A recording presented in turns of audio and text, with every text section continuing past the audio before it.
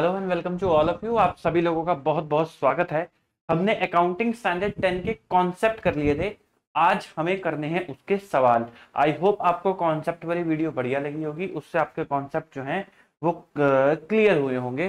तो पहला कैटेगरी है आपका जिसमें इंस्टीट्यूट पूछता है डेप्रीसिएशन कैलकुलेट करना, तो वो आपसे डेप्रीसिएशन भी कैलकुलेट करा रहा है। बताओ सीए के इंटर के बच्चों से डेप्रीसिएशन कैलकुलेट हो रहा है। एंटिटी ए परचेज करती है एक asset on 1st of January 2001 for ₹1 lakh and the asset has an estimated useful life of 10 year और आरवी कितनी है? निल। तो ठीक है जी, जनवरी को परचेज करा 1 लाख का और आरवी निल है और 10 साल की लाइफ है। जनवरी 2005 में 4 सालों में director review the estimated life and decide that asset will probably be useful for further 4 year. आपको डेप्रिसिएशन निकालना है। तो बताओ जी, जनवरी 2001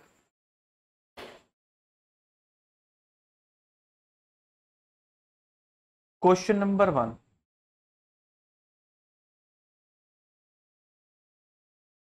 1 जनवरी 2001 से लेके कब तक की बात हो रही है? जनवरी 2005, 1 जनवरी 2005, 4 ईयर्स।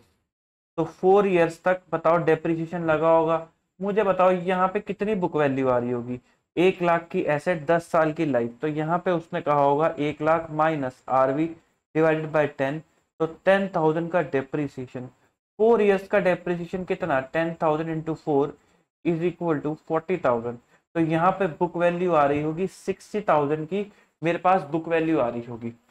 अब यहां से उसको लग रहा है कि लाइफ कितनी रह गई है? सिर्फ 4 ईयर्स की रह गई है, आरवी अभी भी 0 है।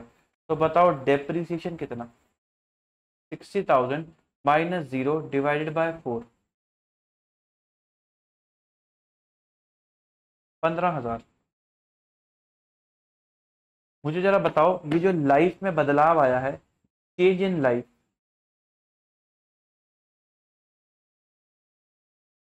Is equal to change in accounting estimate. किसके बराबर है वो? चेंज इन अकाउंटिंग एस्टिमेट के बराबर है। आगे बढ़ते हैं। Question number 2, a property costing 10 lakh, उसको कब खरीदा गया? 2001 में। टोटल फिजिकल लाइफ कितनी? 50 ईयर्स की, लेकिन कंपनी उसको सिर्फ 20 साल ही यूज करेगी। तो मैंने आपको डेप्रिसिएशन का कॉन्सेप्ट क्या बताया था? मैंने आपको कहा था कि जो आपकी एसेट की कॉस्ट है उसका हर साल का जो कॉस्ट है, यूसेज का कॉस्ट है, वो डेप्रिसिएशन होता है। तो आप उसको सिर्फ 20 साल ही इस्तेमाल करोगे। और अगर आरवी 10 लाख है तो आपने 10 लाख की कॉस्ट करी, आप 10 लाख रिकवर कर जाओगे, तो आपके लिए खर्चा कितना हुआ? 0। तो डेप्रिसिएशन कितना आएगा? 0। और अगर आप 9 लाख रिकवर कर जाओगे तो आपके लिए खर्चा कितना हुआ? खर्चा हुआ 1 लाख का, जिसको आप 20 सालों में करोगे। तो 1 लाख डिवाइडेड बाय 20, 5,000 का आपका क्या आ जाएगा? Depreciation. Question number 3, in the year 1617 entity acquire करती है एक न्यू फ्री होल्ड बिल्डिंग जिसकी यूजफुल लाइफ कितनी है? 50 ईयर, 90 लाख रुपए की। The entity desire to calculate the depreciation charge per annum using straight line method, it has identified the following component जिनकी कोई आरवी नहीं है at the end of the useful life. तो देखो, उसने कहा कि बिल्डिंग में लैंड है जो इनफाइनाइट यूजफुल लाइफ है जिसकी, तो इस पे डेप्रिसिएशन कितना होगा? इस पे डेप्रिसिएशन होगा 0। रूफ है जिसकी 25 सालों की लाइफ है और आरवी कितनी है? 0। तो इस पे डेप्रिसिएशन कितना होगा? डेप्रिसिएशन होगा 10 लाख डिवाइडेड बाय 25, 40,000। और क्या कहते हैं, लिफ्ट है 5 lakh divided bye 20, 25,000। 5 lakh divided by 10, 50,000।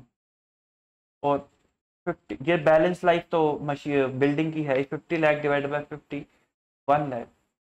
तो जिस हिसाब से उनकी लाइफ है आप उसी में उसको डेप्रिशिएट कर रहे हो। इसको क्या बोलते हैं? ये है क्या? Component based accounting.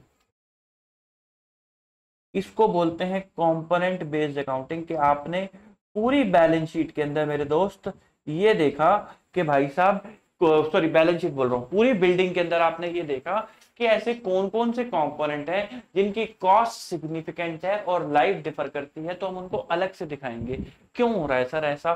क्योंकि आप इस रूफ को सिर्फ 25 सालों तक ही इस्तेमाल कर पाओगे। तो अगर आप इसको 50 के अंदर डेप्रिशिएट करते हो तो उसकी वो जो कॉस्ट है यूसेज की वो गलत आ जाएगी। तो इसलिए डिवाइड बाय 25। आप उसको जो बाकी के फिक्सचर्स हैं जिसको 5 साल 10 साल ही इस्तेमाल करोगे तो उनकी जो कॉस्ट है अगर 50 से डिवाइड करोगे तो गलत आ जाएगी। That is why we follow component based accounting. Question number 4, Mohan limited purchase करता है एक एसेट। ये तो सेम है भाई, ये होमवर्क में लिख लो, ये आप खुद कर लोगे। Question number 5, A limited had following asset, calculate depreciation for the year ended 31 मार्च। ये भी आप कर लोगे। ए लिमिटेड परचेज करता है 10 लाख ऑन 1 अप्रैल 2005। नहीं, ये नहीं करोगे। RV after useful life 5 year based on prices 10 lakh. तो डेप्रिसिएशन कितना आएगा यहाँ पे पहले केस के अंदर? Depreciation is equal to 10 minus 10 divided by 5 is equal to 0। Land के केस में डेप्रिसिएशन 0। मशीनरी को बनाया गया 5 लाख का for its own use, useful life है 10 ईयर।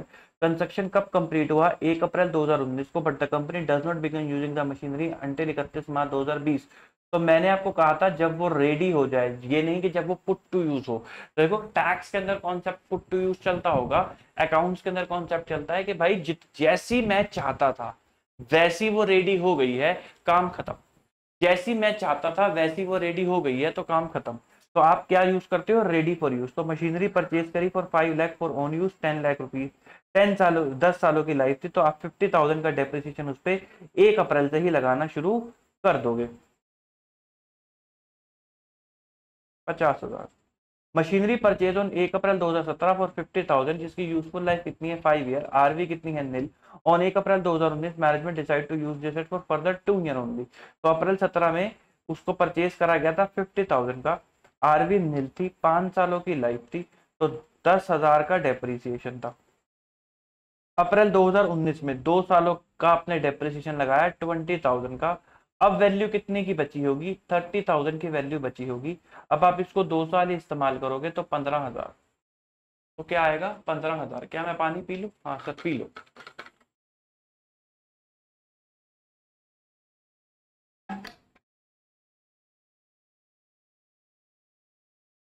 आगे बढ़ते हैं, ये क्वेश्चन आप कर लोगे, होमवर्क में लिख लो। ये भी क्वेश्चन आप कर लोगे, हमने सेम क्वेश्चन कर दिया, होमवर्क में लिख लो।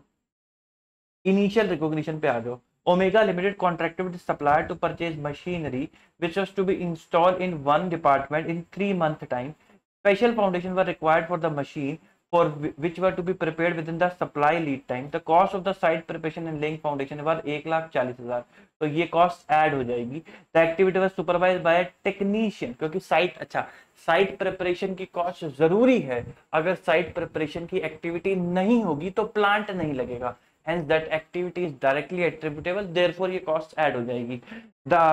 ये एक टेक्नीशियन सुपरवाइज करेगा एंटायर पीरियड, जिसको हमने एम्प्लॉय करा है फॉर दिस पर्पज, और 45,000 पर मंथ के वो लेगा। अब वो टेक्नीशियन सिर्फ यही काम करेगा, आपने उसको स्पेसिफिकली कुर्सी लगा के यहीं बिठा रखा है, देखता रहे मशीन को, तो उसकी एक्टिविटी जो उसकी सर्विसेज है वो डायरेक्टली एट्रीब्यूटेबल है उस मशीन पे। अगर आप टेक्नीशियन नहीं बिठाओगे तो हो सकता है मशीन गलत लग जाए, तो देयरफॉर उसकी सैलरी क्या होगी? कैपिटलाइज हो जाएगी।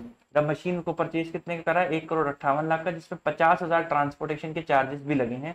To bring the machine to the factory site, factory site पे लाने के, क्योंकि फैक्ट्री पे नहीं आएगी तो लगेगी नहीं, तो हेंस ये एक्टिविटी भी जरूरी थी, देयरफॉर कैपिटलाइज। आर्किटेक्ट को लगाया तो 30,000 लेगा to supervise the machine installation at the factory site. तो वो जो 30,000 रुपए लेगा सुपरवाइजरी के, उसके भी चार्जेस ऐड हो जाएंगे, क्योंकि बिना उसके मशीनरी नहीं लग पाएगी, तो इसको भी आप ऐड कर दोगे।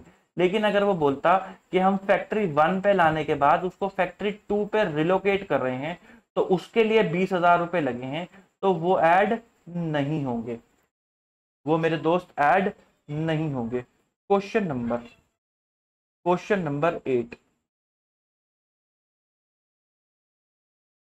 कैलकुलेशन ऑफ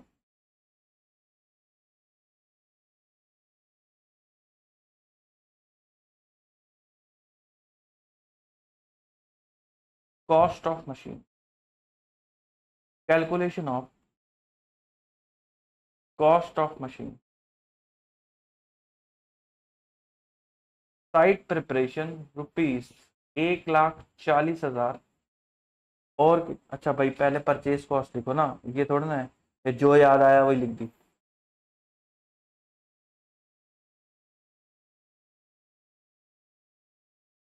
परचेज कॉस्ट कितने की खरीदी, 1,58,00,000 रुपए की, 1,58,00,000 रुपए की मशीन खरीदी, प्लस भाई ट्रांसपोर्टेशन का भी खर्चा हुआ। ट्रांसपोर्टेशन का कितना खर्चा हुआ, 50,000 का, प्लस साइट प्रिपरेशन 1,40,000 का। उसके बाद टेक्नीशियन की salary,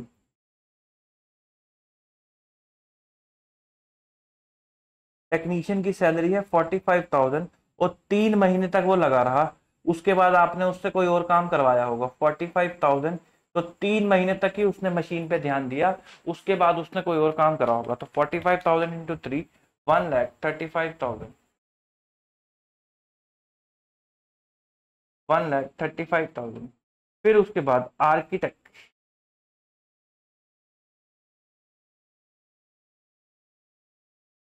architect fees 30,000,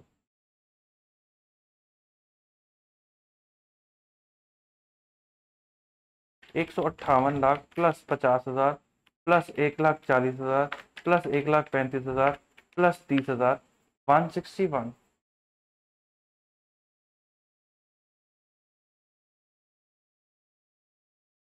55,000, 161, 55,000।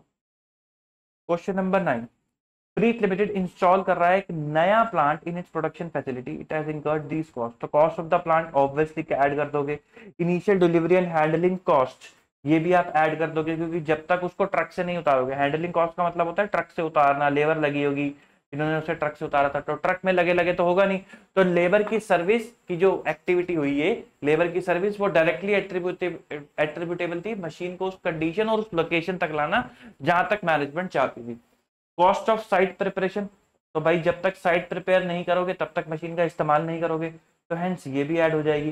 Consultant use for advice on the acquisition of the plant, तो जो कंसल्टेंट लगा प्लांट की एक्विजिशन पे, उसको भी आपको ऐड करना पड़ेगा, क्योंकि उसके बिना आप प्लांट खरीद ना पाते। Interest charges paid to supplier for deferred credit, तो भाई साहब डेफर्ड क्रेडिट का मतलब क्या हो गया, इंटरेस्ट, तो ये तो कैपिटलाइज नहीं होगा अनलेस वो क्वालिफाइंग एसेट हो, सॉरी, तो ये तो कैपिटलाइज नहीं होगा। Estimated dismantling cost to be incurred after 7 year, ये ऐड हो जाएगी। कायदे से इसकी प्रेजेंट वैल्यू होनी चाहिए, बट अगर उसने नहीं गिवन दी तो हम मान लेंगे कि प्रेजेंट वैल्यू ही होगी। Operating losses before commercial production, तो ये कोई एक्टिविटी नहीं है, मुझे प्लस का साइन क्रॉस क्यों लग रहा है, तो ये कोई एक्टिविटी नहीं है जो आपको एसेट को रेडी करे, तो इसलिए आप इसको ऐड करके नहीं चलोगे, तो आप ऐड करोगे 50 lakh, 50 lakh plus 4 lakh plus 12 lakh plus 14 lakh plus 6 lakh, तो आपकी कॉस्ट आ जाएगी 86 लाख। पढ़ते हैं आगे क्वेश्चन नंबर 10 की तरफ। ABC limited is installing a new plant at its production facility, it provide you the following information. Cost of the plant 31,25,000 add हो जाएगा। डिसमेंटलिंग कॉस्ट ऐड हो जाएगी। इनिशियल ऑपरेटिंग लॉसेस ना जी ना। Initial delivery and handling cost add हो जाएगी। Cost of site preparation add हो जाएगी। कंसल्टेंट की कॉस्ट ऐड हो जाएगी। तो बताओ टोटल कॉस्ट कितनी आ जाएगी, 31,25,000 plus 2.5 lakh plus 1,85,000 plus 4.5 lakh plus 6,50,000, तो 46,60,000 आपका आंसर आ जाएगा। I hope. अच्छा, अगर आपको ये समझना है सर ये कैसे डायरेक्टली एट्रीब्यूटेबल हुई, तो भाई साहब डिसमेंटलिंग की कॉस्ट अभी ऊपर डिस्कस करी। ऑपरेटिंग लॉसेस, देखो धंधे में लॉस आना जरूरी एक्टिविटी तो नहीं थी ना कि धंधे में लॉस आई आए, हम यही चाहते थे कि हमारी एसेट उस कंडीशन लोकेशन तक तब पहुंचेगी जब हम लॉसेस करेंगे, तो ऐसा तो नहीं था, तो इसलिए उसकी कॉस्ट को हमने ऐड नहीं करा। डिलीवरी और हैंडलिंग कॉस्ट ऑब्वियसली लेबर लगेगी उतारने के लिए, और साइट प्रिपरेशन ऑब्वियसली अगर साइट प्रिपेयर नहीं करोगे तो एसेट को रखोगे कहां। Question number 11, ABC limited is installing a new plant at is production facility, ये तो सेम ही क्वेश्चन लग रहा है बस वैल्यूज अलग है, तो ये मेरे को लग रहा है आप होमवर्क में लिख लो, ये आप कर लोगे। Srishti limited contracted with supplier to purchase machinery, जिसको इंस्टॉल करना है डिपार्टमेंट ए। इसके अंदर इंस्टॉल करना है department A in 3 month time. Special foundation were required for the machinery which were to be prepared within this supply lead time. तो आपको इसको प्रिपेयर करना है इस सप्लाई लीड टाइम में। The cost of site preparation and laying foundation कितनी है? 141,870 ये ऐड हो जाएगी। These activity are supervised by a technician during the entire period, जो employed है for this purpose 45,000 per month. Technician service given by Department B to Department A, which billed the service as 49,500 per month after adding 10% profit margin. तो भाई साहब यहाँ पे लिख लो एक चीज,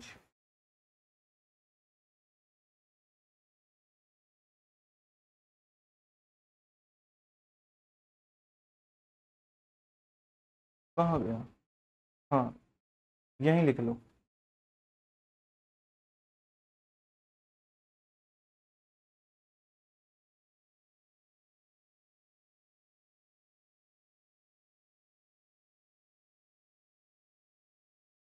internal profits,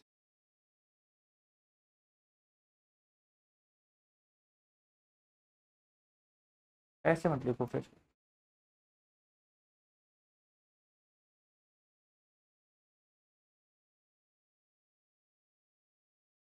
note, internal profits are not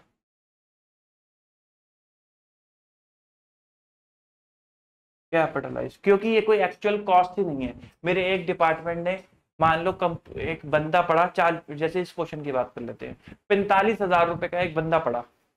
अब उसको, वो डिपार्टमेंट ए के अंदर काम करता है, डिपार्टमेंट ए ने डिपार्टमेंट बी को सर्विस दी और 10% मार्जिन जोड़ के सर्विस दी। तो क्या कंपनी के ऊपर कॉस्ट एक्स्ट्रा पड़ गई? नहीं। कंपनी को कितने का पड़ रहा है वो बंदा? वो तो 45 का ही पड़ रहा है। कंपनी को उसकी सैलरी कितनी देनी पड़ रही है? वो तो 45 ही देनी पड़ रही है ना। वो तो मार्जिन बस इंटर डिपार्टमेंट है, एक्चुअली में थोड़ा ना कोई कॉस्ट के अंदर चेंज आ गया। तो देयरफॉर आप कितनी कॉस्ट ऐड करके चलोगे? आप 45,000 ही ऐड करके चलोगे। The machine was purchase for 1,58,34,000, जिसके अंदर जीएसटी 12% शामिल है, जिसका क्रेडिट भी आपको मिल जाएगा, तो ये आपको हटाना पड़ेगा। 55,770 के ट्रांसपोर्टेशन चार्ज है इंकर्ड हुए to bring the machine to the factory side. Architect के 30,000 है जो सुपरवाइज करेगा मशीनरी को। तो आओ जी, सबसे पहले चलो इसको कर लेते हैं। Question number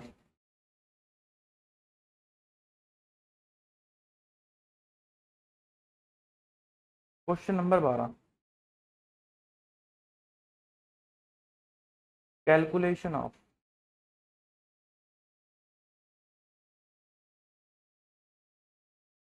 cost of machine.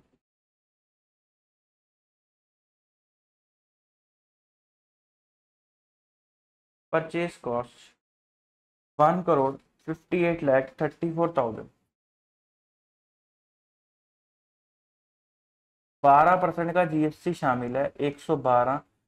तो आपको विदाउट जीएसटी देनी है वैल्यू इंटू 100। तो 158,34,000 डिवाइड बाई 112 इंटू 100, 141,37,500। और ट्रांसपोर्टेशन,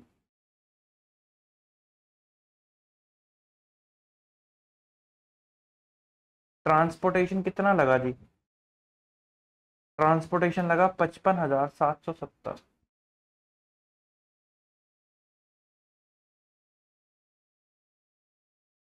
फिर उसके बाद आर्किटेक्ट के लगे 30,000।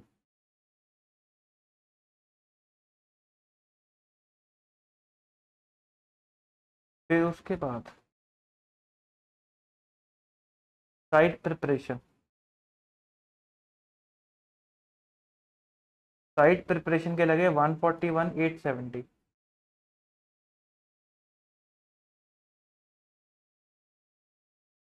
फिर उसके बाद technician salary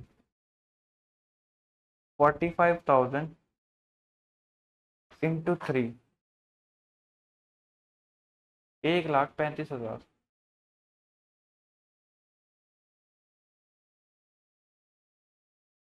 141 37,500 plus 55,770 plus 30,000 plus 141,870 plus 1,35,145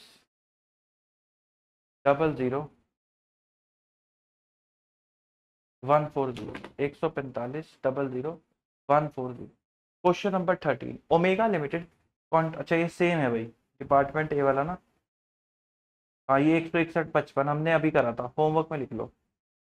question number 14 ए लिमिटेड कॉन्ट्रैक्ट करता है सप्लायर के साथ, ये भी आप होमवर्क में कर सकते हो, ये भी आप खुद कर लोगे। B limited which operate a major chain of retail store has acquired a new store location, या new location require substantial renovation expenditure. Management को लगता है रिनोवेशन होगी कब तक, 4 महीने तक, ड्यूरिंग दिस स्टोर जो है वो बंद रहेगा। Management prepare a budget for this period including expenditure related to construction and remodelling cost. Salary of staff जो प्रिपेयर करेगा store before its opening and related utility cost, how would such expenditure will be treated in the books of account. तो भाई साहब simple सी बात है, जो भी renovation का एक्सपेंडिचर है, रिनोवेशन, वो कैपिटलाइज हो जाएगा। क्यों? क्योंकि रिनोवेशन करना जरूरी है ताकि स्टोर उस कंडीशन लोकेशन तक आए जैसा हम चाहते हैं हमारा स्टोर दिखे, और उससे कस्टमर अट्रैक्ट होंगे। भाई हमने प्लान बनाया होगा ना कि हम ऐसा स्टोर बनाएंगे, ये होगा वो होगा, तो उससे कस्टमर अट्रैक्ट होंगे, तो उसको वैसा बनाने के लिए, रिनोवेट करने के लिए जो खर्चा होगा वो ऐड हो जाएगा। लेकिन उस रिनोवेशन से पहले जो सैलरी वाले स्टाफ वर्क वाले काम करेंगे, यूटिलिटी वाले काम, यूटिलिटीज के काम करेंगे, वो सब कैपिटलाइज नहीं होगा, क्योंकि उनकी सर्विसेज जरूरी नहीं थी, वो तो बस अपना काम जो डेली वर्क का है वो कर रहे हैं, तो वो ऐड यहाँ पर होकर के नहीं चलेगा। ABC Limited is installing a new plant at its production facility. It has incurred these costs.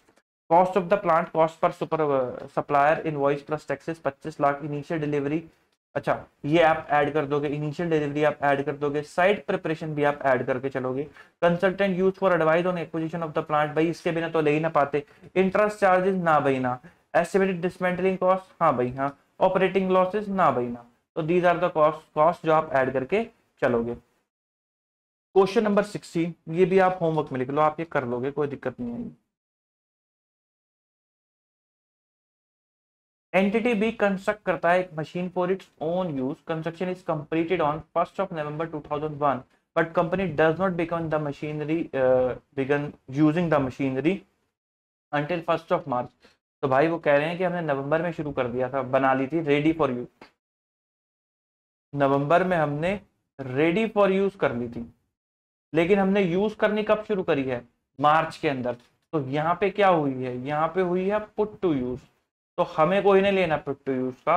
अगर रेडी फॉर यूज हो गई तो हम क्या कर देंगे, अपना डेप्रिसिएशन स्टार्ट कर देंगे। क्वेश्चन नंबर 18 एंटिटी ए के पास एक existing free hold factory property है which it intend to knock down and redevelop, जिसको वो तोड़ के दोबारा बनाना चाहते हैं। रीडेवलपमेंट पीरियड में company will move its production facility to another site, और उससे कुछ खर्चे होंगे। तो पहला खर्चा है setup cost of ₹5 lakh to install machinery to the new location. मुझे बताओ क्या इसको मूव कराने का जो खर्चा हो रहा है, ये नई लोकेशन पे पुरानी मशीनरी को लेके जाना, इसमें क्या ये एक्टिविटी न्यू मशीनरी के लिए जरूरी है? अब आप ऐसे मत सोचने लग जाना कि सर जब तक ये एक्टिविटी नहीं होगी तब तक न्यू मशीनरी नहीं लगेगी, हैंस से जरूरी है, ऐसे नहीं। भाई न्यू मशीनरी ने आके थोड़ा ना बोला था कि पहले पुरानी को हटाओ, अगर नहीं नहीं हटाना था तो मत लेकर आते उसको। ऐसी कोई भी एक्टिविटी नहीं है जो उस मशीनरी से डायरेक्टली एट्रीब्यूटेबल हो, ये आपके बिजनेस के नेचर की वजह से हो रही है। आज अगर मैं ये स्टूडियो मूव करा के दूसरी जगह ले जाऊं तो इसका मतलब ये थोड़ा ना कि जो नया स्टूडियो बनेगा उसकी वजह से मूव हुआ है, ये मेरे बिजनेस के नेचर की वजह से हो रही है कि भाई मेरा बिजनेस एक्सपैंड कर रहा है, तो देयरफॉर मेरे को बड़ा स्टूडियो चाहिए, तो देयरफॉर उसमें बड़े बड़े दूसरे इक्विपमेंट चाहिए, 2 स्टूडियोज चाहिए, तो वो मेरे बिजनेस की वजह से कॉस्ट आ रही है, तो वो मेरे बिजनेस की कॉस्ट है, उस एसेट की कॉस्ट नहीं है। तो देयरफॉर आप इसको कहाँ लेके जाओगे, प्रॉफिट एंड लॉस अकाउंट में। जो उस जगह का रेंट दोगे कहां लेके जाओगे, प्रॉफिट एंड लॉस अकाउंट में। जो रिमूवल कॉस्ट दोगे 3 लाख की to transport the machinery from old location to temporary, इसको भी कहां लेके जाओगे, प्रॉफिट एंड लॉस अकाउंट के अंदर आप लेकर के इसको भी जाओगे। थोड़ा सा माइक चेक कर लो, हाँ ठीक है। क्वेश्चन नंबर 19 एंटिटी ए जो ऑपरेट करता है एक मेजर चेन ऑफ सुपरमार्केट, उसने नए स्टोर की लोकेशन ऐड करी है। अच्छा ये हमने कर दिया क्वेश्चन ना, होमवर्क। अच्छा, एक अम्यूजमेंट पार्क है जिसकी सॉफ्ट ओपनिंग हुई है to the public to trial and its attraction. Ticket जो है बेची गई है at 50% discount during the period and operating capacity कितनी है 80%। ऑफिशियल ओपनिंग डे जो है अम्यूजमेंट पार्क का 3 महीने बाद है। मैनेजमेंट क्लेम करता है सॉफ्ट ओपनिंग एक ट्रायल रन है necessary for the amusement park to the condition capable operating in the intended manner accordingly net operating cost जो है इनकर्ड शुड बी कैपिटलाइज। वो कह रहे हैं कि भाई हम तो अम्यूजमेंट पार्क एक ट्रायल रन करके देख रहे हैं, तो ऐसा नहीं होता। क्या मैं ऐसा बोल दूं कि भाई मैंने एक कंपनी खोली है तो मैं तो ट्रायल रन करके देख रहा हूँ कि कितनी चलती है कितनी नहीं चलती है, हेंस उसकी कॉस्ट कैपिटलाइज करनी चाहिए, क्योंकि मैं तो कंपनी को उस कंडीशन लोकेशन तक चाहता हूँ ना कि वो चले, तो इसलिए मैं चला के देखना चाह रहा हूँ कि वो कंपनी प्रॉपर चलती है या नहीं चलती। तो ऐसा नहीं होता। हाँ, इसमें ये लिखा होता कि भाई झूलों की सेफ्टी के लिए हमने झूलों को थोड़ा सा रन करा और कुछ लोगों के साथ ट्रायल करा और उससे हमें अर्निंग हुई, तो वो अर्निंग लेस हो जाएगी झूले की कॉस्ट में से। और ट्रायल रन जिसने वो इनिशिएट करा, जिसने सुपरवाइज करा, उन्होंने पैसे लिए होंगे, उसकी कॉस्ट ऐड हो जाएगी झूले के अंदर। लेकिन अम्यूजमेंट पार्क चलाने का जो लॉस हुआ है वो ऐड नहीं होगा। ठीक। क्वेश्चन नंबर 21 ये आता है एक्सचेंज के ऊपर। ये आता है एक्सचेंज के ऊपर। गिव मी 2 मिनट में जस्ट पानी लेकर आया। चलो, पानी लेने गया था। Question number 21। एंटिटी ए एक्सचेंज कर रहा है लैंड जिसकी बुक वैल्यू कितनी है? बुक वैल्यू है 10 लाख की for cash of ₹20 lakh and the plant and machinery valued at ₹25 lakh. What will be the measurement cost of the asset received? Consider the and transaction has commercial substance। अच्छा, मैंने आपको commercial substance का वो नहीं लिखवाया ना एग्जाम्पल। आओ जरा अब समझ लेते हैं।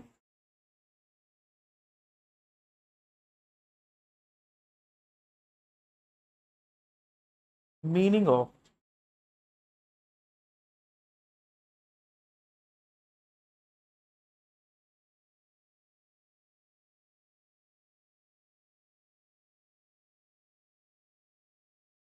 कमर्शियल सब्सटेंस, इसका सिंपल सा मतलब होता है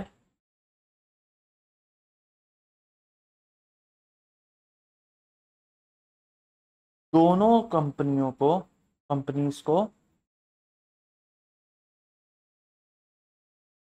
इकोनॉमिक्स मतलब कैश फ्लो अफेक्ट हुए हैं।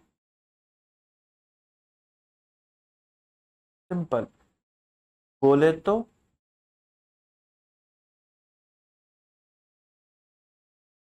बिजनेस बिजनेस सेंस में करी गई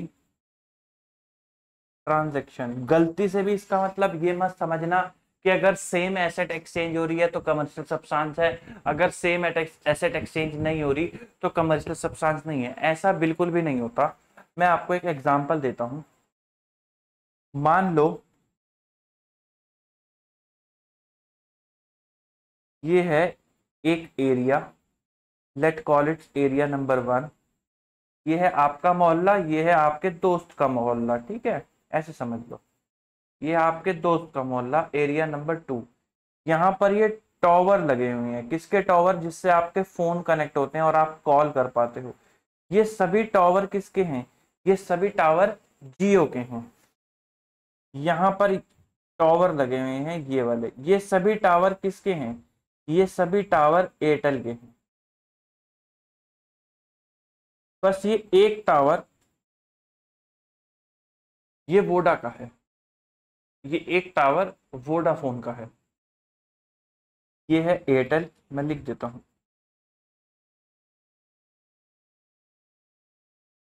और ये है जियो। अब ये जो एयरटेल है ये वोडाफोन को परचेज कर लेता है। मान लो एयरटेल ने परचेज कर लिया वोडाफोन को। Airtel purchases Voda. ये टावर किसका है? वोडा का टावर। अब एयरटेल ने परचेज कर लिया वोडा को। अब तो ये वाला टावर भी किसका हो गया? एयरटेल का ही हो गया। अब एयरटेल परेशान है। एयरटेल कह रहा है भाई इतने सारे थे, ये एक और आ गया। तो फिर एयरटेल ने परचेज क्यों करा? एयरटेल ने तो पूरी कंपनी को परचेज करा है ना, कंपनी के पास ये टावर भी था तो वो भी एयरटेल के पास आ गया। लेकिन एयरटेल कह रहा है कि भाई अब इसका क्या करे, तो एयरटेल ने जियो से बात करी। एयरटेल ने जियो को बोला कि देखो जियो, इस एरिया में तुम्हारा एक भी टावर नहीं है और इस एरिया में मेरा एक भी टावर नहीं है, और तुम्हारा जो ये वाला टावर है और मेरा अब जो नया ये वाला टावर है जो पहले वोडा का था, बिल्कुल सेम है, कंपनी भी सेम, लाइफ भी सेम, जितनी लाइफ बची हुई है वो वाली भी सेम, रेजिडुअल वैल्यू भी सेम, कलर भी सेम, जहां इसमें जंग लगा है वहीं उसमें जंग लगा है, जो इसकी बैंडविड्थ है वही, बिल्कुल एक, मतलब एक ही लॉट में बने हुए हैं, ये समझ लो जुड़वा भाई हैं दोनों। तो उसने कहा कि तुम ये ले लो और मुझे ये दे दो। तो इससे क्या होगा? इससे ये होगा, जियो को भी बेनिफिट, एयरटेल को भी बेनिफिट। अब एयरटेल के इस एरिया में टावर आने की वजह से उसके कैश फ्लो चेंज हो जाएंगे, जियो के इस एरिया में टावर आने की वजह से कैश फ्लो चेंज हो जाएंगे। और खुद सोचो, ट्रांजैक्शन देख के आपको फील नहीं आ रहा कि बिजनेस सेंस की ट्रांजैक्शन है? तो इस ट्रांजैक्शन में कमर्शियल सब्सटेंस है, इसका मतलब इस ट्रांजैक्शन में कमर्शियल सब्सटेंस है। बट अगर कोई मान लो ट्रांजैक्शन ऐसी एंटर करते हैं ये लोग जहां पे साफ लग रहा होता, भाई ऐसे समझो,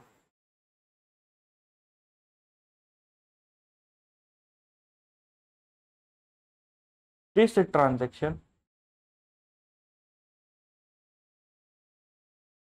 हैज कमर्शियल सब्सटेंस, ऐसे समझो। एग्जाम्पल नंबर 2, ये है आपका एरिया, यहाँ पे एक कंपनी का वेयर हाउस है और यहां पर थोड़ी सी ही दूरी पे दूसरी कंपनी का वेयर हाउस है। वो कंपनियां इन वेयर हाउस को एक्सचेंज कर लेती हैं एक दूसरे से। तो मुझे जरा बताओ, ये ए लिमिटेड का है, ये बी लिमिटेड का है, क्या एक्सचेंज करके कोई फायदा दिख रहा है आपको ए और बी को? भाई ए को बस कितने 100 मीटर, 100 मीटर्स का फर्क है। एक, अब ए के, अगर आप सोचो प्रोफेशनल प्रैक्टिसेस में से कि भाई इसको क्या फायदा हुआ, जहां पहले 100 मीटर कम जाना पड़ता था शायद 100 मीटर ज्यादा जाना पड़ रहा हो। सिमिलरली भी जब तुम इतने किलोमीटर आए तो 100 मीटर में क्या फर्क पड़ रहा है? तो इसका मतलब ये जो वेयर हाउस एक्सचेंज किए गए हैं ये बिजनेस सेंस से नहीं करे गए, ये किसी ट्रांजेक्शन की वजह से करे गए हैं, ये ज्यादा दिमाग लगाने की वजह से करे गए हैं, चोरी करने की वजह से करे गए हैं, अपने बुक्स ऑफ अकाउंट्स में हेरा फेरी करने की वजह से करे गए हैं। That is why therefore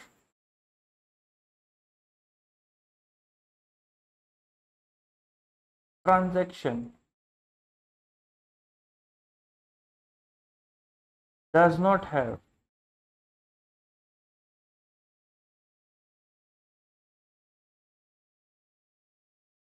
commercial substance. तो ट्रांजेक्शन के पास, एक्सचेंज ट्रांजेक्शन की कोई कमर्शियल सब्सटेंस नहीं है। तो आप किसका यूज करोगे? आप यूज करोगे बुक वैल्यू का। तो यहां पर वो कह रहा है कि consider that transaction has commercial substance. तो आप टू लैंड करोगे कितने से? 10 लाख से। लैंड करोगे कितने से? मतलब लैंड को क्रेडिट करोगे, लैंड करोगे मतलब प्लेन लैंड नहीं है, लैंड को क्रेडिट क्यों? 10 लाख, ऑलवेज बुक वैल्यू। अब आपको डेबिट करना है एक तो कैश और एक प्लांट। आपको डेबिट करना है एक तो कैश और एक प्लांट। प्लांट की फेयर वैल्यू कितनी है? प्लांट की फेयर वैल्यू है 25 लाख। और कैश कितने का है? कैश की जो बुक वैल्यू है वही उसकी फेयर वैल्यू होगी, जो कि है 20 लाख। जो उसकी बुक वैल्यू है वही उसकी फेयर वैल्यू होगी, और प्लांट की फेयर वैल्यू कितनी दे रखी है? 25 लाख। तो आप कितने पे दिखाओगे? 20 लाख का कैश रिसीव करोगे और डेबिट 25 लाख रुपीज का ये दिखाओगे, कमर क्या क्या कहते हैं, प्लांट की फेयर वैल्यू, क्योंकि ट्रांजैक्शन हैज कमर्शियल सब्सटेंस। और अगर आप ये बोलो कि भाई रिलायबिलिटी की इंफॉर्मेशन गिवन नहीं है तो fair value of asset given up भी आपके पास नहीं है, तो आप ये वाली एंट्री करके चलोगे और गेन लॉस बुक करके चलोगे। क्वेश्चन नंबर 22, एंटिटी एक्सचेंज करता है कार जिसकी बुक वैल्यू कितनी है? 13 लाख और फेयर वैल्यू कितनी है? 13,25,000। कैश लेता है 15,000 और कार वाई भी लेता है जिसकी फेयर वैल्यू कितनी है 13,10,000। ट्रांजेक्शन लैक कमर्शियल सब्सटेंस, कहानी खत्म। तो टू कार एक्स कितने की हो गई 13,10,000। भाई प्रॉफिट नहीं कमाने देंगे, प्रॉफिट नहीं कमाने देंगे, कैश और कार वाई। तो कैश की तो 15,000 ही दिखाने पड़ेंगे क्योंकि कैश तो उतना ही है। तो बैलेंसिंग फिगर कितने दिखाओगे 13,10,000 माइनस 15,000, सॉरी हाँ 12,95,000। क्यों 12,95,000 से दिखा रहे हो, 95 आएगा ना, हाँ 95 लाख क्यों दिखा रहे हो, क्योंकि आपको प्रॉफिट रोकना है। आपको बस किसी भी तरीके से इस एंट्री में प्रॉफिट रोकना है, डेट्स इट। क्योंकि कमर्शियल ट्रांजेक्शन में कमर्शियल सब्सटेंस नहीं है, क्योंकि ट्रांजेक्शन में कमर्शियल सब्सटेंस नहीं है। नियो एंटरप्राइज ऑपरेट करता है a major chain of restaurant located in different cities. Company has acquired a new restaurant जो कहां पर है, चंडीगढ़ में है। The new restaurant requires significant renovation expenditure. Management expect that renovation last for 3 month during which restaurant will be close. और उन्होंने एक budget बनाया है जिसके अंदर salary of the staff engage in the preparation of restaurant before its opening. तो ये कहाँ जाएगा, प्रॉफिट एंड लॉस अकाउंट। जो मेरा नॉर्मल स्टाफ लगा हुआ है, जो नॉर्मल काम करता ही है, वो तो कहाँ जाएगा, profit and loss account. Construction of remodelling क्या हो जाएगी, कैपिटलाइज, क्योंकि ये करानी जरूरी है जैसी मैं एसेट को उसकी कंडीशन लोकेशन तक चाहता हूं। Question number 24, Mohan limited has an existing free hold factory property which intend to knock down and redevelop, जिसको वो चाह रहे हैं कि गिरा के दोबारा बना दे। The redevelopment period of the company will move its production facility to another temporary site. जिस पे ये खर्चे आएंगे ये हम ऑलरेडी डिस्कस कर चुके हैं, आप होमवर्क में लिख लो। Mohan limited has an existing free hold property which it चाहिए, तो सेम ही क्वेश्चन है भाई, ये भी होमवर्क में लिख लो भाई, ये भी सेम है, होमवर्क में लिख लो। देख रहे हो कितनी बार आया हुआ है।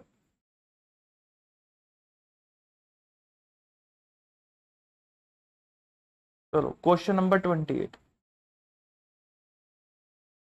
मैं कहा मोहन लिमिटेड खत्म हो गया तो अगला सवाल शुरू करें। क्वेश्चन नंबर 28, मैं पानी पी लूं।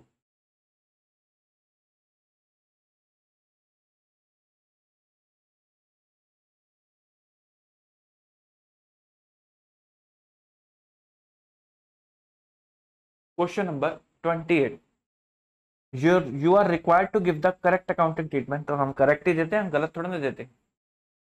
Frozen Limited operate a major chain of supermarket all over India. It acquired a new store in Pune, which requires significant renovation expenditure. It expects that renovation will be done in 2 month period, during which company the budget of the, ये तो same ही लग रहा है भाई, remodelling staff, ये भी भाई same है। होमवर्क, ये है मजेदार question, important. ABC limited setup कर रहा है एक new refinery outside city limit. In order to facilitate the construction of the refinery, उसको एक खर्चा करना पड़ेगा कंस्ट्रक्शन और development of railway siding roads and bridges का। तो एबीसी लिमिटेड इनकर तो कर देगा ये खर्चा ऑन द कंस्ट्रक्शन और डेवलपमेंट, बट वो कहता है कि it will not have ownership right on these item, क्योंकि ये अवेलेबल होंगी अदर एंटिटीज और पब्लिक एट लार्ज को भी। भाई कोई रोड अगर बनवा दी तो रोड अपनी थोड़ी ना हो जाएगी, रोड तो पब्लिक भी यूज करेगी। तो कह रहे हैं अब इस खर्चे का क्या करें। तो आओ जरा मेरे साथ साथ सोचो, रेलवे स्लाइडिंग का खर्चा जरूरी है अगर आपको रिफाइनरी बनानी है तो आपके लिए रेलवे स्लाइडिंग का खर्चा करना जरूरी है। तो क्योंकि वो खर्चा करना जरूरी है, बिना उसके रिफाइनरी बन नहीं पाएगी, तो ये वाली कॉस्ट, ये वाली एक्टिविटी डायरेक्टली एट्रीब्यूटेबल हो गई रिफाइनरी को रेडी फॉर यूज करने के लिए। हेंस इसकी कॉस्ट कहाँ चली जाएगी, रिफाइनरी के अंदर ऐड हो जाएगी। तो ये क्वेश्चन इंपॉर्टेंट है, ये क्वेश्चन आप होमवर्क में लिख लो। अब रिपीटेड क्वेश्चन देखो मैं नहीं करा रहा, देख यहाँ से पता भी चल रहा है, salary of the staff PNL में चला जाएगा, ये कैपिटलाइज हो जाएगा। सब्सिक्वेंट रिकॉग्निशन, सब्सिक्वेंट रिकॉग्निशन, हाँ हम फटाफट क्वेश्चन कर रहे हैं, अभी खाली हमें आधा घंटा ही हुआ है और हमारे क्वेश्चन की देखो मेन ना जो AS10 में क्वेरी आती है ना बच्चे की, वो क्या ज्यादा आती है, ये कोस्ट कैपिटलाइज क्यों हुई, ये क्यों नहीं हुई। अब मैं बेवजह ना इन सवालों के ऊपर टाइम वेस्ट नहीं करना चाहता, मैं करवा सारे रहा हूँ जो रिपीटेड है उन्हें छोड़ के, बट मैंने कॉन्सेप्ट पे अपने अच्छा टाइम लगा दिया ताकि आपका क्लैरिटी मिल जाए और अब ये सवाल आपको बहुत आसान लगने लग जाए। तो एंटिटी एक लार्ज वेयर हाउसिंग ग्रुप है, it own a number of industrial building, जैसे कि factory, warehouse, office building in several capital city. जो इंडस्ट्रियल बिल्डिंग है वो लोकेटेड है in industrial zone, whereas the office building है are in central business district in the cities. Entity A management want to apply revaluation model of ASS to the subsequent measurement of the office building, but continue to apply historical cost to the industrial building. तो आओ जरा अपने revaluation वाले part पे।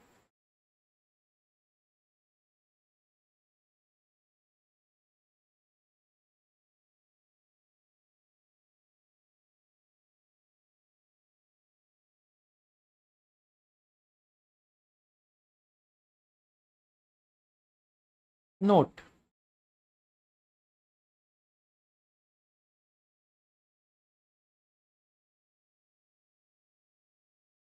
entity can choose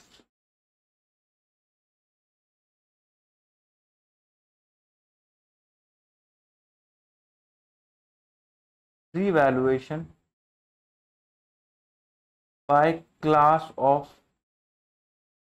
asset and not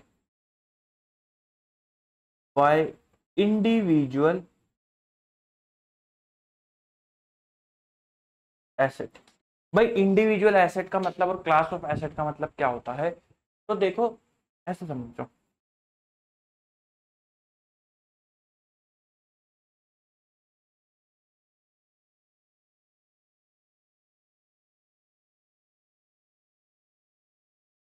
question 30, उनके पास office building है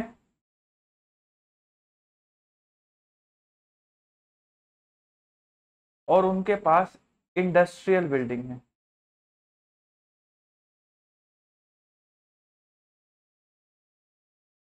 इनका use भी डिफर है, डिफरेंट यूज है, इनका नेचर भी डिफरेंट है।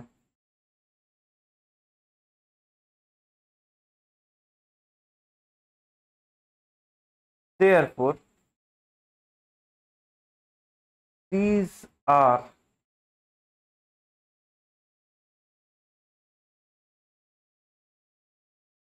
Separate class. इसलिए ये क्या है? ये सेपरेट क्लास है और वो क्लास वाइज चूज कर सकती हैं। बट अगर मान लो ऑफिस ऑफिस की बिल्डिंग के अंदर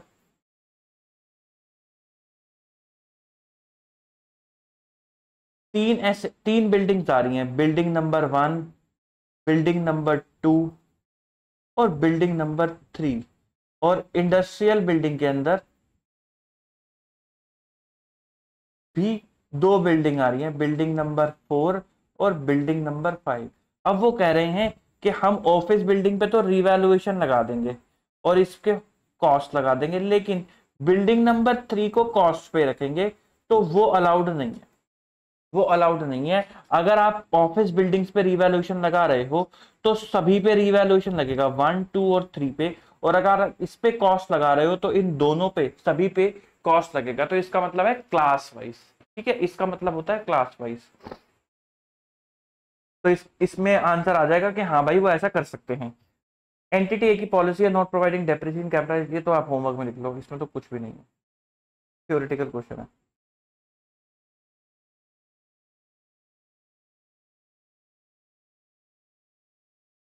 एंटिटी एक सुपरमार्केट चेन है, वो रिनोवेट कर रही है one of its major store. The store will have more available space for in store promotion outlet after renovation and it will include a restaurant. Management is preparing the budget for the year and after the store reopen, which include the cost of remodeling and the expectation of 15% increase in the sale resulting from the store renovation, which will attract new customers. State whether remodeling cost will be capitalized or not। तो एक question ना pure theoretical, आपको answer कैसे करना है उस format में भी कर लेते हैं, ताकि आपको थोड़ा पता चल सके कि आंसर कैसे करना है। तो क्वेश्चन नंबर कौन सा है? 34।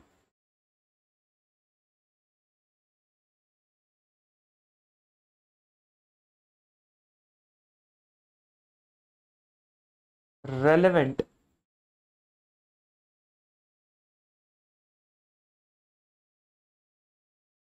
प्रोविजंस, AS10 PPE says या provide guidance on subsequent costs incurred on asset, guidance on treatment of,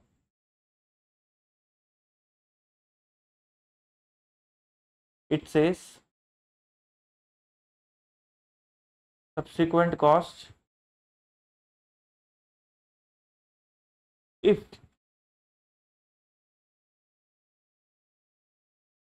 provide future economic benefit and their costs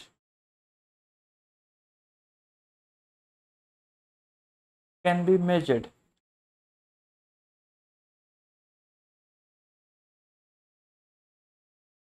reliably, can be capitalized. Sir ये तो आपने नहीं बताया था। तो भाई मैंने आपको पढ़वाया था ना रिकॉग्निशन क्राइटेरिया। रिकॉग्निशन क्राइटेरिया क्या होता है? एफईबी का, और उनकी कॉस्ट मेजर हो सके रिलायबली, वही चिपकाया मैंने। ठीक। बुक वैल्यू ऑफ अर्लियर, अच्छा ये तो रिनोवेशन है ना, वो थोड़ा ना रिपेयर थोड़ा ना है। ठीक। फिर आप लिखोगे फैक्ट ऑफ द केस, जिसके अंदर आप पूरा का पूरा क्वेश्चन लिखोगे कि भाई साहब सुपरमार्केट है company, company is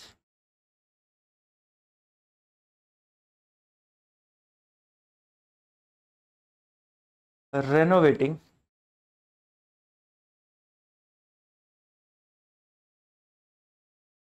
one of its major stores. The renovation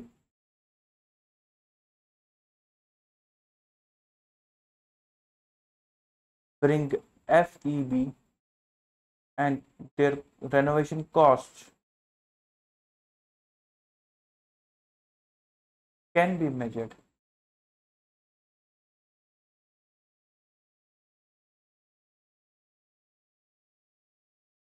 Conclusion. Therefore, such costs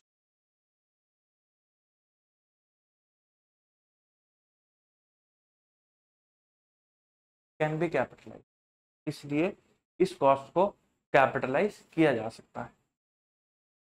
ठीक। Question number 35।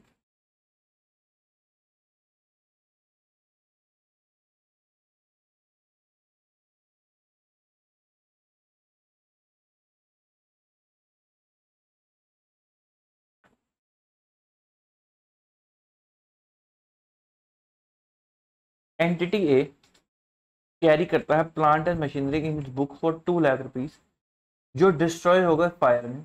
The asset were insured new for old and were replace by the insurance company with new machine, जिसकी cost कितनी है 20 लाख, और उसको cash compensation नहीं मिलेगा, machine ही मिलेगी। तो भाई साहब उनको लॉस अलग से दिखाना पड़ेगा, लॉस अलग से दिखाना पड़ेगा, और इंश्योरेंस का क्लेम अलग से दिखाना पड़ेगा। उसको नेट नहीं कर सकते, नेट नहीं कर सकते। ABC Limited has entered into a binding agreement with XYZ Limited to buy custom-made machine amounting to rupees 4 lakh on 31 March 2018 before delivery of the machine. ABC Limited had to change its method of production. The new method will not require machine ordered and so it will be scrapped after delivery. तो इसका मतलब क्या है कि भाई अब machine का कोई यूज नहीं है, वो मशीन का कोई इस्तेमाल नहीं कर पाएंगे। क्यों नहीं कर पाएंगे मशीन का इस्तेमाल? क्योंकि भाई मशीन की टेक्नोलॉजी चेंज हो गई। तो मुझे बताओ, क्या मशीन से कोई फ्यूचर इकोनॉमिक बेनिफिट आएगा? नहीं सर, फ्यूचर इकोनॉमिक बेनिफिट तो कोई भी नहीं आएगा। तो क्योंकि मशीन से कोई भी फ्यूचर इकोनॉमिक बेनिफिट नहीं आएगा, तो क्या मशीन को एसेट की तरह दिखाया जा सकता है? नहीं सर, आपने बोला था फ्यूचर इकोनॉमिक बेनिफिट और कॉस्ट रिलायबली मेजर होनी चाहिए। तो फ्यूचर इकोनॉमिक बेनिफिट तो आ ही नहीं रहा, तो दोनों कंडीशन होनी चाहिए, तो हम एसेट तो नहीं दिखा सकते। तो बताओ क्या ये मशीन एसेट दिखेगी? द आंसर इज नो, ये मशीन एसेट नहीं दिखेगी।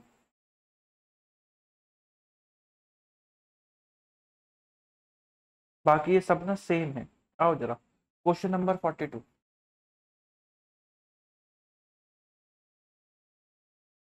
XYZ limited provide you the following information for the year ended 31 March 2022। The carrying amount of the property eight the end of the year is 2,16,000, जिसकी cost कितनी है 2.5 लाख और accumulated depreciation है 34,000। On this date property को revalue किया गया and deem to have a fair value of 1,90,000। Balance on the revaluation surplus related to the previous revaluation gain was 20,000।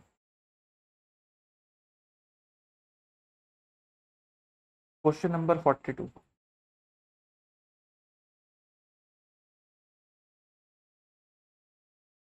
Cost कितनी है 2.5 लाख और एक्यूमुलेटेड डेप्रिसिएशन कितना है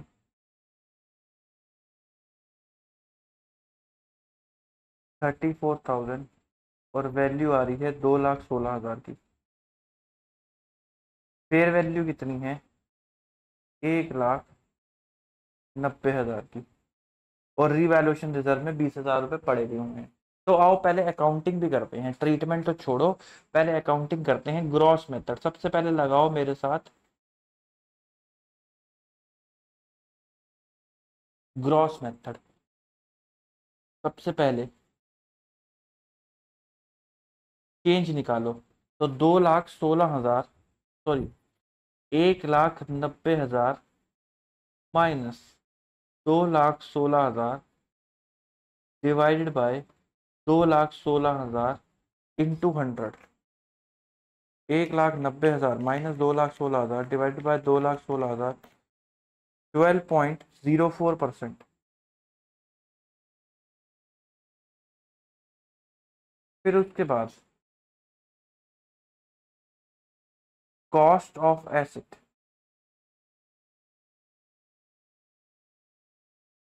अच्छा ये तो कम हुआ है ना।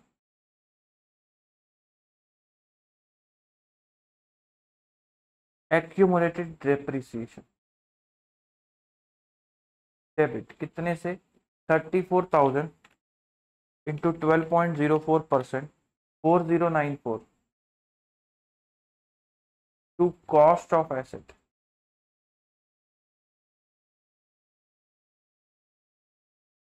2.5 लाख से 12.04, 20,100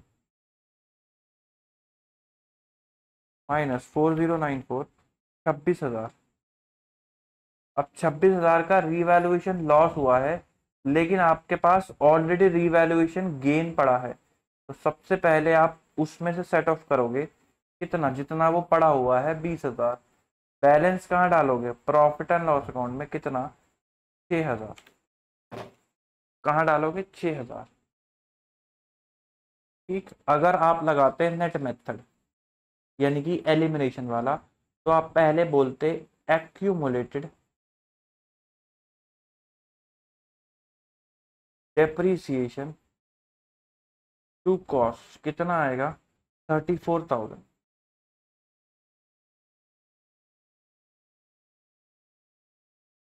अब आपके पास कॉस्ट कितने की बच गई 2,16,000 की, उससे कितना करना है 1,90। फिर आप करते अगली एंट्री, रीवैल्यूएशन गेन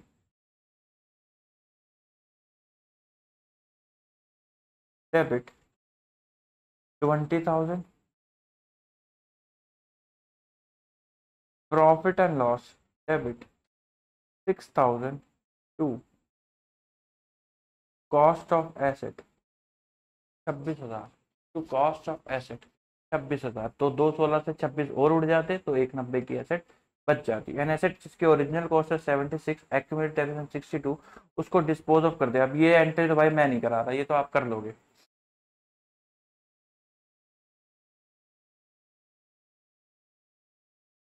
ये क्वेश्चन आपके स्टडी मटेरियल में ऐड हुआ था, हम इसको भी करके चलेंगे। हाँ, फिर पास्ट एग्जामिनेशन एमटीपी आरटीपी के क्वेश्चंस भी करेंगे।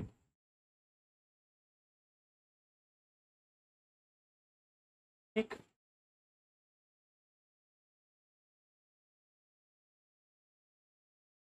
हाँ।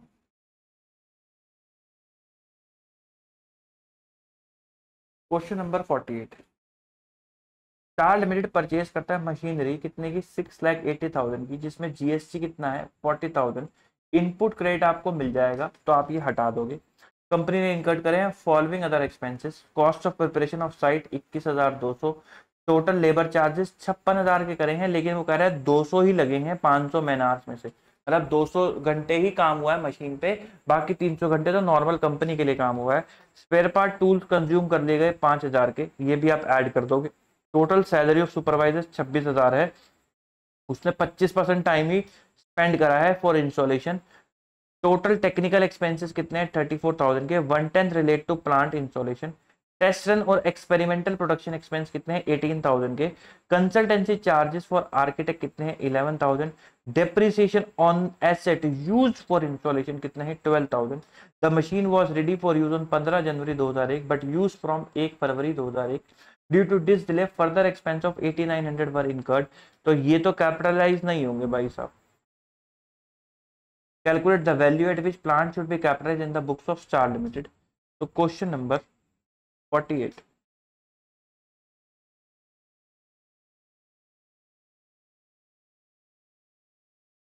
Calculation of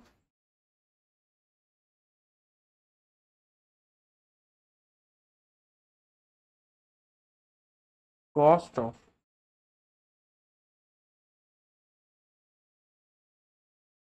of plant, purchase cost,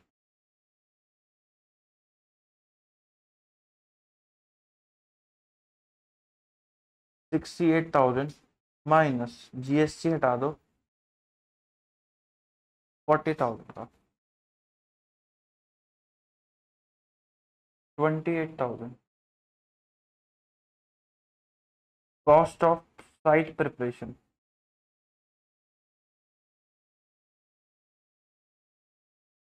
21,200।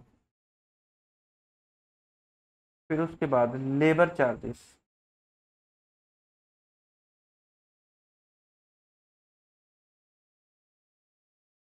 Labour charges है 56,000 और 200 घंटे काम हुआ है।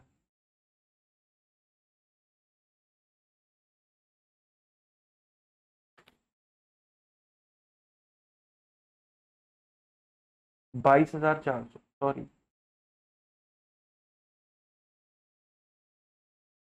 Just give me a minute. चलो यार, वो ना ऐप अटक गया था हमारा, क्रैश हो गया था, मैंने कर दिया ठीक। तो हम कर रहे थे labour charges 56,000 divide by 500 into 200, 22,400। उसके बाद ये डाल दिया, लेबर चार्जेस हो गए। स्पेयर पार्ट्स 5,000,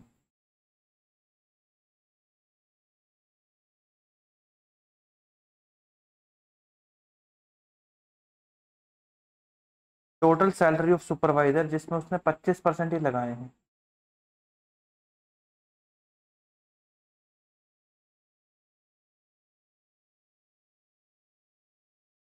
कितनी है, 26,000 का 25%,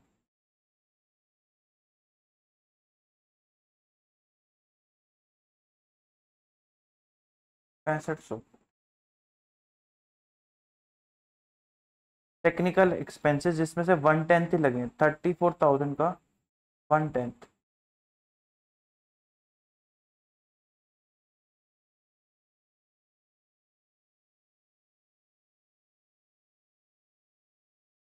$3,400। टेस्ट रन का खर्चा 18,000,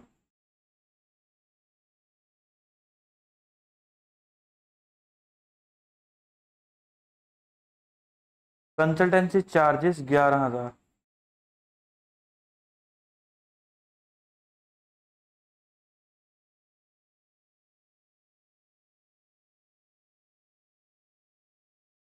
डेप्रिसिएशन 12,000 जो दूसरी एसेट्स पे लगा है, जो आपने इस एसेट को बनाने में इस्तेमाल करा है। ठीक है, तो जो दूसरी एसेट का, क्योंकि मैंने बताया ना डेप्रिसिएशन क्या होती है, कॉस्ट होती है एक तरीके की, जो उस एसेट को यूज करने की आप एस्टिमेट करते हो। तो आपने उस एसेट को इस एसेट को बनाने के लिए यूज करा, तो उसकी एस्टिमेटेड कॉस्ट क्या है, 12,000, जो आपने इस एसेट में जोड़ दी। फिर उसके बाद 8900 तो ऐड नहीं होगा, बस 68,000 की एसेट है क्या? 6,80,000 की एसेट है, मैं वही कह रहा हूँ, इतनी कम सस्ती एसेट। तो 6,80,000 minus 40,000, 6,40,000 plus 21,200 plus 22,400 plus 5,000 plus 6500 plus 3,400 plus 18,000 plus 11,000 plus 12,000, 7,39,500, 7,39,500।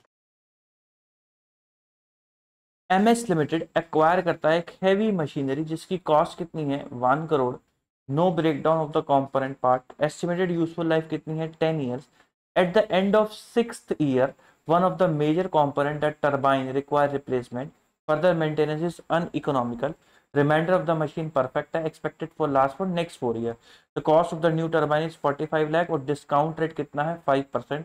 तो वही जो हमने एग्जाम्पल करा था, ये डिस्काउंट रेट का मतलब क्या है, इन्फ्लेशन। आओ जी, क्वेश्चन नंबर 49।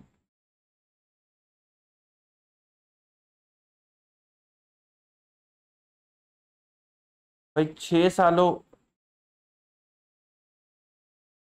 में अगर cost, let the cost of turbine is equal to X, तो X into 1.10 into 1.10 into 1.10 into 1.10, 1 2 3 4 5 और 6, ये कितनी हो गई 45 लाख। तो X is equal to 45 lakh divided by 1.10 की power 6, 1 divide by 1.10, 1 2 3 4 5 6 into 45 lakh, 45 lakh ही है ना, हाँ 45 लाख ही है। तो 25,40,132, 25,40,132, क्योंकि उसने क्या लिया है at the end of 6th year, तो यानी कि 6 साल बीत चुके थे ना। तो ये आ गई आपकी वैल्यू, इसको आपने डेप्रिशिएट करा होगा, तो अब आप निकालोगे calculation of cost of machine. तो सबसे पहले आप निकालोगे बुक वैल्यू ऑफ मशीन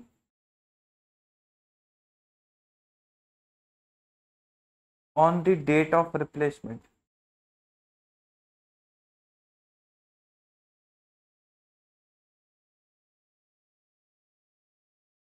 तो बताओ जी, 6 सालों में 60 लाख रुपए आपने डेप्रिशिएट कर दिए होंगे, आपने डेप्रिशिएट कर दिए 100 lakhs minus 100 lakhs divided by 10 into 6, तो 40 लाख आ रहा होगा। फिर add cost of new turbine 45 lakhs, फिर less book value of old turbine, book value of old turbine. तो वो कैसे आएगी, वो आएगी 25,40,132 को आपने डेप्रिशिएट करा होगा कितने 6 सालों तक, डिवाइड बाय 10 इंटू 6। तो बताओ कितनी आ रही है, 25,40,132 डिवाइड बाय 10 इंटू 6 माइनस 25,40,132, तो 1016053।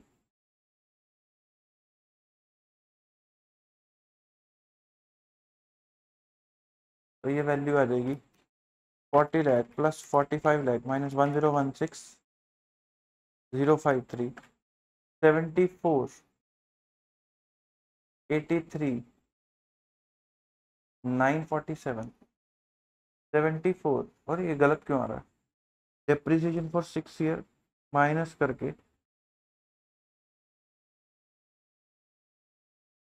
ओ डिस्काउंट रेट 5% है, हमने 10 ले लिया, my bad, oh my God, ये तो गड़बड़ कर दी भाई, ये तो पूरा क्वेश्चन ही बदल दिया।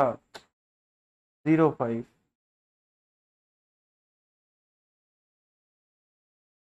चलो फिर एक काम करते हैं, दोबारा कर लेते हैं। आप 10% से देख लो तो ये आंसर आएगा, अगर आप 5% से करो तो क्या आंसर आएगा वो भी देख लो भाई।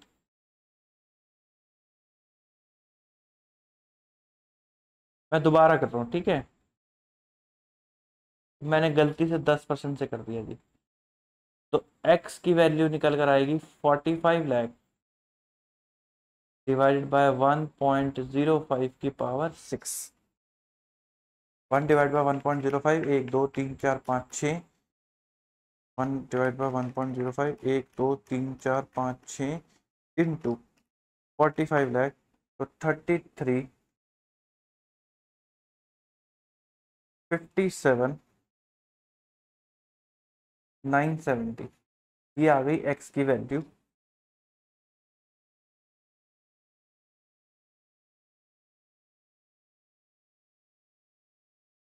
कैलकुलेशन ऑफ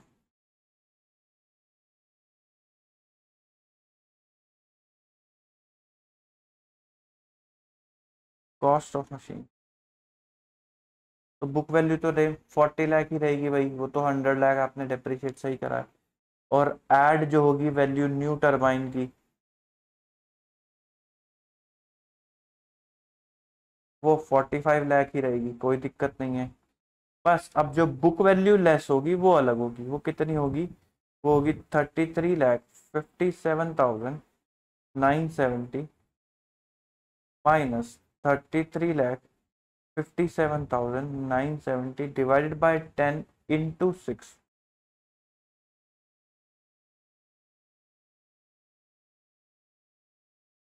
तो 1343,188, 40 लाख प्लस 45 लाख माइनस 1343,188, 71,56,812। अब तो सही आ रहा होगा, 71,56,812। ठीक, तो यही क्वेश्चन हमने ना एग्जाम्पल में भी करा था, तो उसमें शायद 10 ले रखा था, तो मेरे दिमाग में 10 ही रहा। तो दिस इज इट, आपका अकाउंटिंग स्टैंडर्ड 10 के कॉन्सेप्ट और क्वेश्चन कवर होते हैं।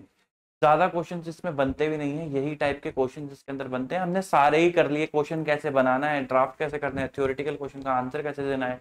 सबसे इंपॉर्टेंट बात थी कि कौन सी कॉस्ट कब कैपिटलाइज होती है। बच्चे ना अनक्लियर रहते हैं, तो वो ना रट्टा मार लेते हैं, गलती उनकी भी नहीं है, वो रट्टा मार लेते हैं, साइड प्रिपरेशन ऐड होगी, ये ऐड नहीं होगा, वो ऐड नहीं होगा। बट कहीं ना कहीं मन के अंदर ये वाली बात रहती है कि ये ऐड क्यों हुआ और ये ऐड क्यों नहीं हुआ। आई होप आपको इस सेशन से क्लियर हुआ होगा कि क्या चीज ऐड होगी और क्या चीज ऐड नहीं होगी। मिलेंगे आपसे अगले चैप्टर में, अभी के लिए इतना ही। Good bye, tata, take care, bye bye.